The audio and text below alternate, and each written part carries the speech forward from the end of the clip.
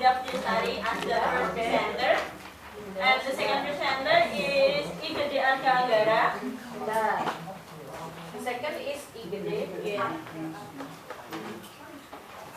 And then the third is Christina Marta. Christina Marta, okay. And then, Okay. and then Khalida Ashofa. Siapa? Khalida. Okay. And then Eka Nur Fatma. Penelitian Menganalisis And then Eka Nur Fatma.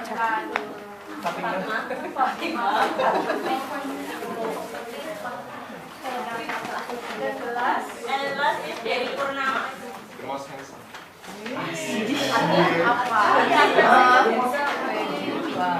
Okay. That's the presentation.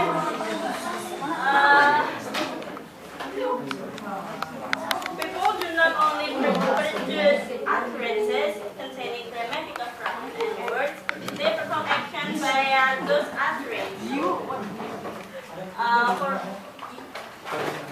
For example, if you are fired, in this sentence, the utterance gets used to perform the act of ending of your employment. When a boss said to his or her employee and said, "You're fired." So with his word, you want to say that this is the end of your work. However, the action performed by the utterances do not have to be dramatic or unpleasant. Next. Then these definitions. The first is from Austin. He defined the speech act as the action in saying something, and this on George Yule, page 47. Actions performed via utterances are generally called as speech act. The speech act, it can be, and in English, the speech act are commonly given more specific labels, such as apology, complaining, compliment, invitation, promise, or request. And speech act are characteristically performed in the utterance of sounds or the making or marks. It's on shortly. And the speaker normally expects that his or her communicative intention will be recognized by the hearer. Both the speaker and hearer are usually helped in this process by circumstances surrounding the utterance. These circumstances, including other utterances, are called as speech events, and this will be explained more by the next presenter. What happened?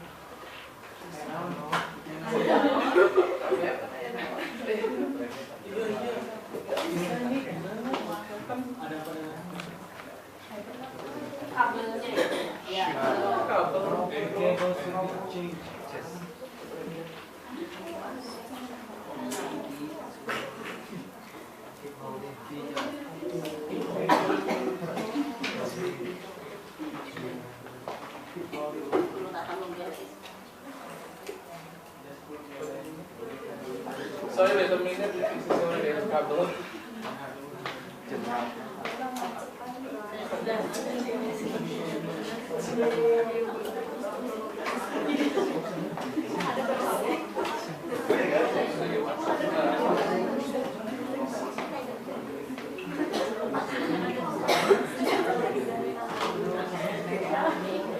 This is the other example of speech act.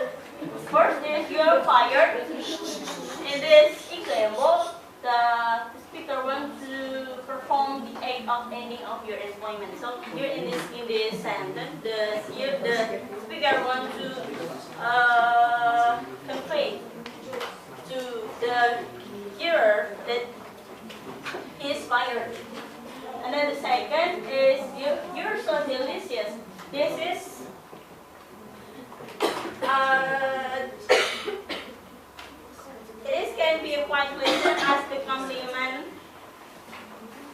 this is a pleasant compliment, and the third is you're welcome. This kind of the acknowledgement of thanks. And the last is you're crazy. Here, the speaker wants to express surprising. Next.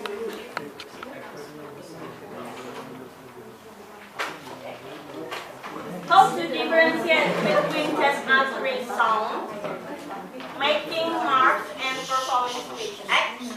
First, based on Shirley, he said that one difference to differentiate the uttering sound or making marks and performing a speech act. The first is the sound or marks. In the performance of speech act are characteristically said to have meaning. And the second is related to difference is that one is characteristically said to mean something, say those sound or marks. So here, a speech act is always meaning and mean something. For example, when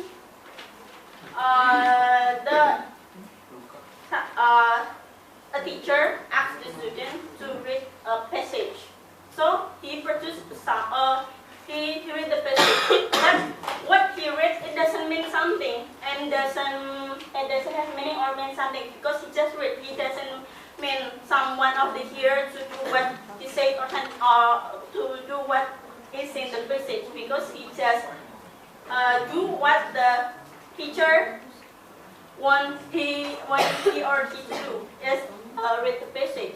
So what is produced by the student is not a speech act.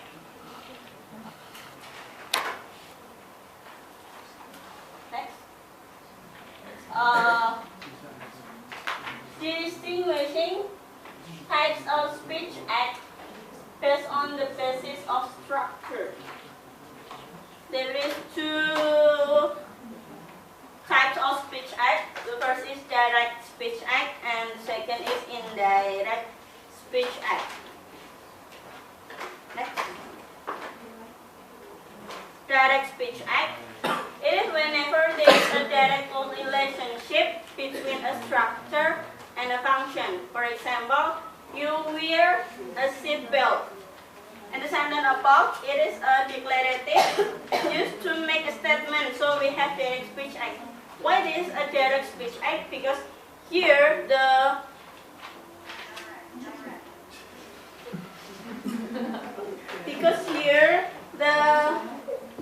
speaker because the structure and the function in the sentence is already clear. It's direct. You wear a seatbelt, so the speaker one intends the hearer wears seatbelt. Second is indirect speech act. It is whenever there is an indirect relationship between a structure and a function. For example, it is winter and the window is open. There's some statement. It's cold outside. So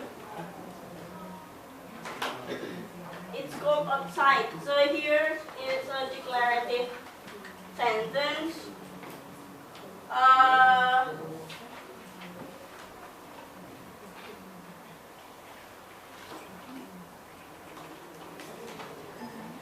The first statement is it's cold outside, and then it's paraphrased to be the second and the third statement. I hereby tell you about the weather. So here it is a statement. So in the second paraphrase, the speaker directly states about the weather. I hereby tell you about the weather. So the function and the structure of the statement is directly. So here the second statement is it is a direct speech act. And for the third, I hereby request you that you close the door. It's said to be a request because here the speaker make a command or request. It function as an indirect speech. Why it is an indirect speech?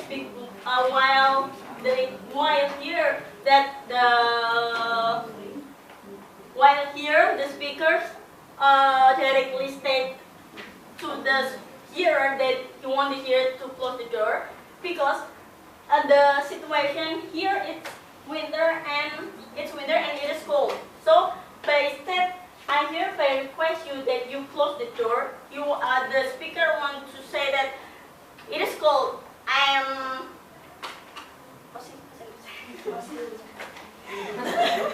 It is cold. So, it is saya kedinginan. So I want you to close the door. So the weather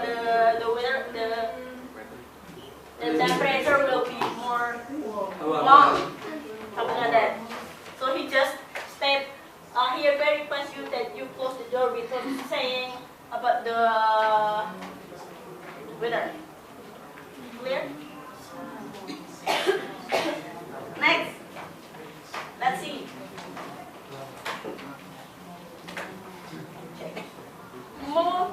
Let's see. Which one about the fourth statement? Which one is the direct and the indirect? First, move out the way. Move out of the way.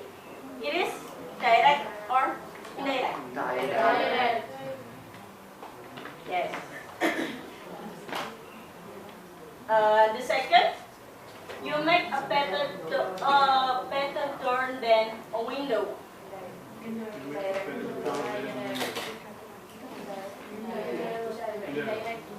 Indirect. The third, do you have to standing in front of the TV? Direct. You're standing in front of the television. Direct. So I think you already learned about direct and indirect. And here, question or request. The form of indirect speech mostly is in the form of question or request, mostly. First, could you pass me the salt? And wait.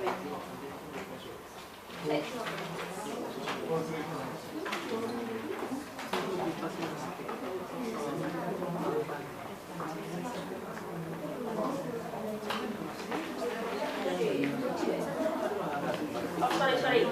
One of the most common types of indirect speech act in English is in the form of question and or request.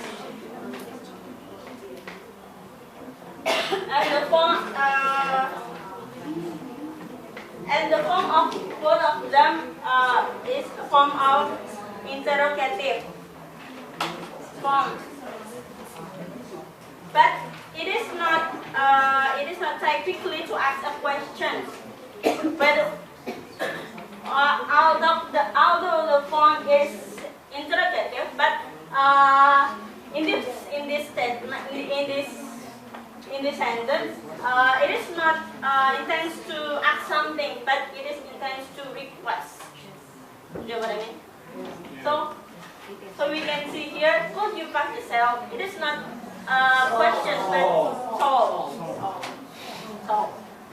Could you pass me the salt? So here the speaker do not want the hearer to not ask about the salt, but the speaker wants the hearer to pass him the salt. So it is form of request. And then would you open this? It is also not a form. It is also not a form of questions. And indirect speech are generally associated with greater politeness in English than direct speech act. Why? Because in indirect speech act, that sometimes they do not want to hurt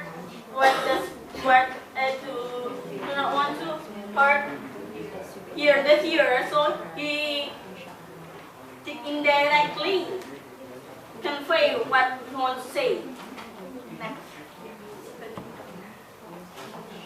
Okay, the next is the kinds of speech act according to Austin.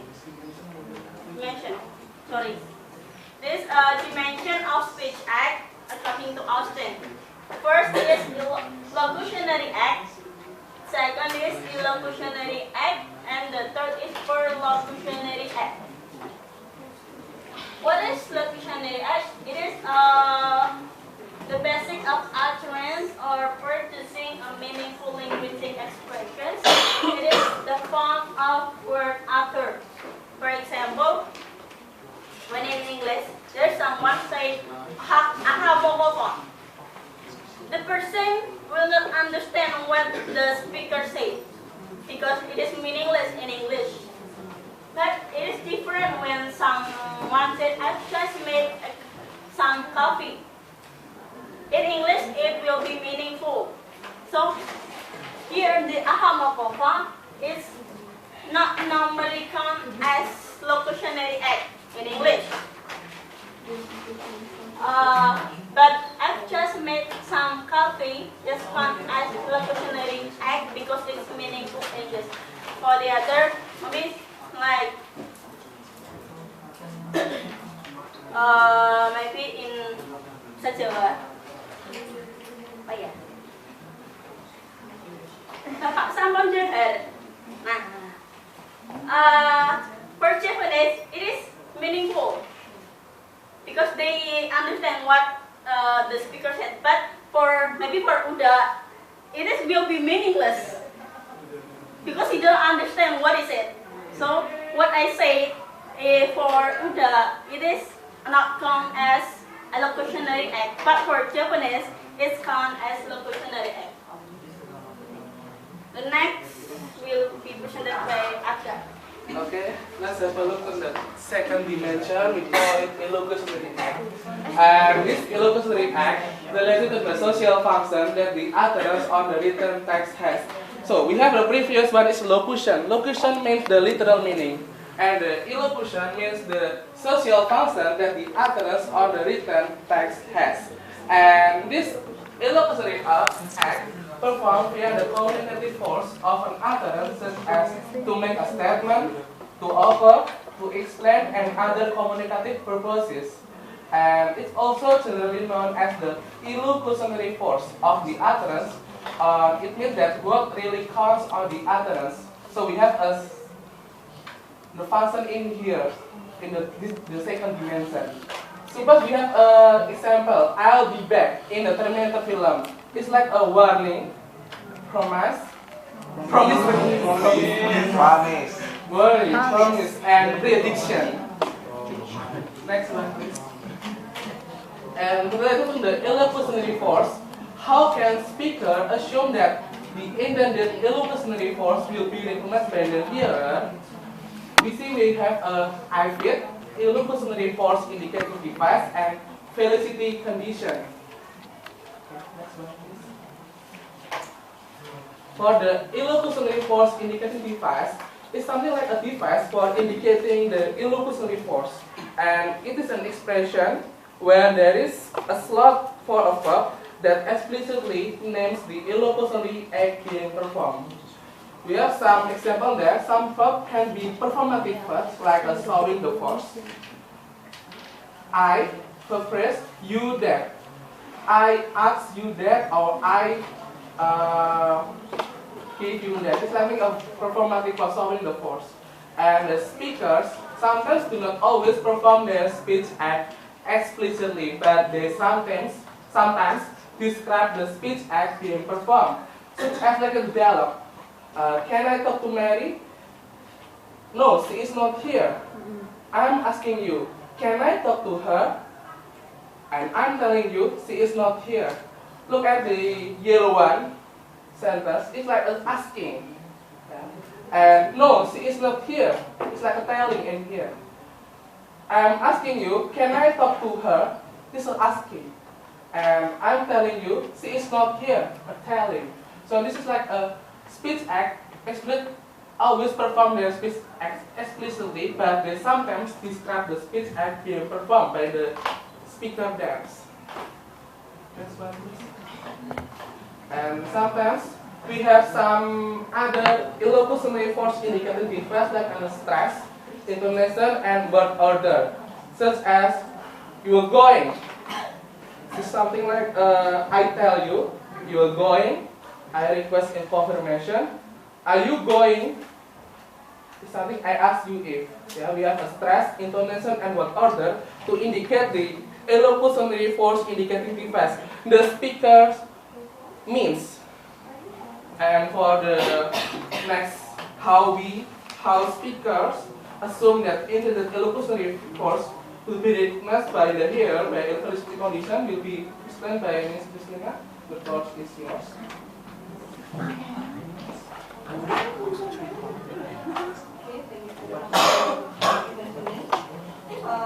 Actually, my focus here is in felicity condition. Before we study about felicity condition, it is better for us if we see about the performative hypothesis first as the basis for understanding the felicity conditions. The performative hypothesis is speech act being performed via utterances. And behind the performative hypothesis, there are some performative verbs like to order, to warn, to admit, and to promise. Yeah. This word that we use to see about someone's intention. When someone warned someone to do something, and then when someone promised to do something, and when someone ordered someone to do something. Let's see for the example. Okay, for the example, I express my intention to go and have another bar, and then EM say, I inform you that I was going to get another bar. BM, I request you to get me a tuna and sweet corn wrap. And EM said, I request you to get me one as well. Okay. I want to ask you, what do you mean? What do you think about the first sentence? I express my intention to go and have another one. This sentence belongs to order, or to want, to admit, or to promise someone to do something. Yeah? To admit. To admit, yeah. What about the second one? I inform you that I was going to get another bar. You sure? To Warn. warn. Do you know what? Warning. Warning. Yeah. Warning. Yeah. I inform you that I was going to get another bar. Let's see the first sentence. I express my intention to go and have another bar. So this sentence says I have intention to get another bar, and then I say I inform you that now, I'm going to get another bar. It is also in admit. And then the next, I request you to get me a tuna and sweet corn one. Order. Yeah. Request, from the word request. Yeah. Yeah. And okay, I have one example again about I will be back. What do you think about the sentence I will be back? Promise. Yeah. We have two meaning here. Either we promise someone to do something that I will be back. I promise that I will be back. On the second, I warn somebody. For example, if you are a teacher, and then you need to leave your class for a while, and then you ask your children, your students to do something, and you said, Okay, students, I will be back. Please do your assignment. Yeah. In this sentence, mean that I want the students to do the assignment, and then when I come to class again, they have finished with their assignment and they collect their assignment. Okay. Yes. Next. Yeah. In performative hypothesis, there are two: implicit performative and explicit performative. Okay. For example, clean up this mess. Do you understand? Do you get the meaning? Do you get the meaning? Implicit performative. Tersirat. Do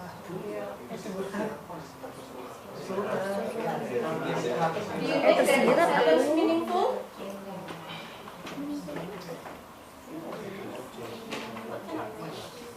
Yang di dalam. Tersirat. Okay. Maybe we just know that this sentence means clean up this mess. Yeah. Just say clean up this mess. But when we say in explicit performative, I hereby order you that you clean up this mess. Yeah, mean here I ask you to clean up this mess. Okay, so we know who is speaking, who is asking someone to do something, and who is being asked to do something. Okay. The next, please. Yeah. According to Shirley's, there are 5 classifications of speech act.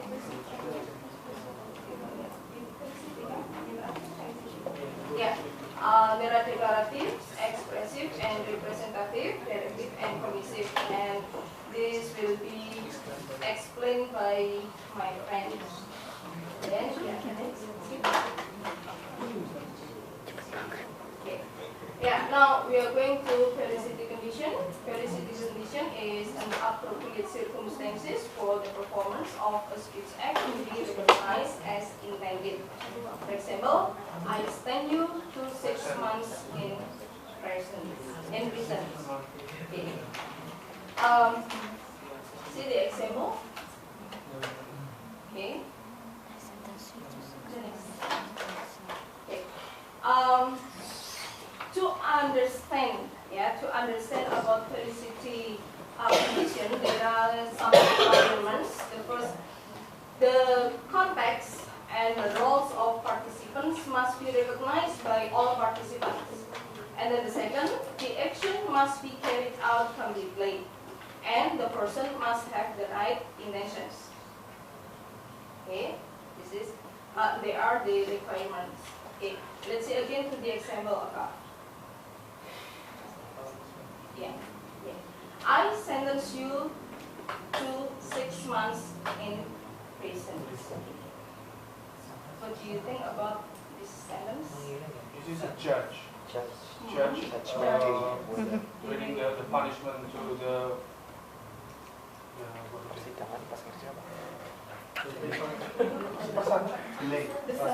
suspect.